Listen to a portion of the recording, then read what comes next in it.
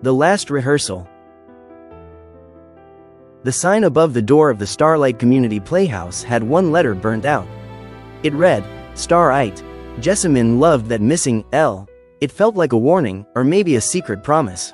Tonight, the secret was out. The final curtain was coming down, not just on their show, The Glass Key, but on the theater itself. We put everything into this, she whispered to the empty seats. You're late, Jess, a low voice cut through the silence. Silas stood by the dusty piano, running a hand over the keys.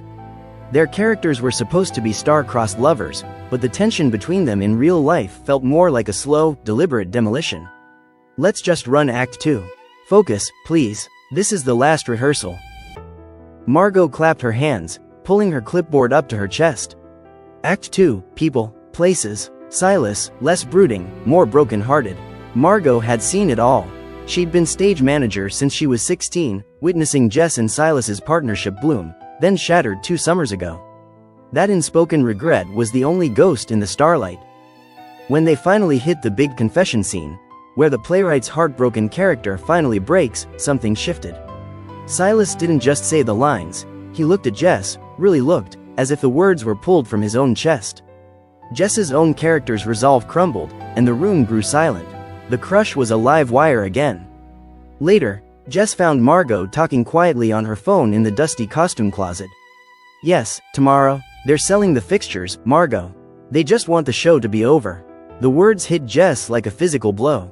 It wasn't just the theater closing, it was being wiped clean. All the posters, the props, the memories, gone.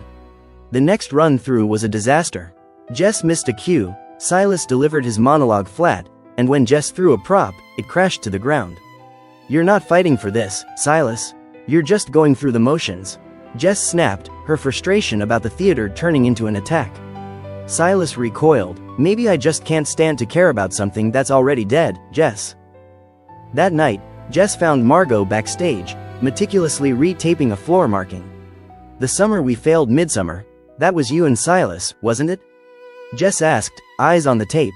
Margot sighed. No, Jess, that was me, stepping in, thinking I could fix things for you. I told Silas you weren't ready to commit to the role, or to him. The regret isn't his or yours. It's mine. The theater was silent again when Jess returned. Silas was sitting on the edge of the stage, just staring at the empty house. Margot told me, Jess said softly. Silas nodded, not looking up. I let it go on too long, he admitted. The rivalry was easier than the regret. Easier than admitting I wanted the same things as you. They didn't rehearse the lines. They just looked at each other, and for the first time in 2 years, the wall between them dissolved.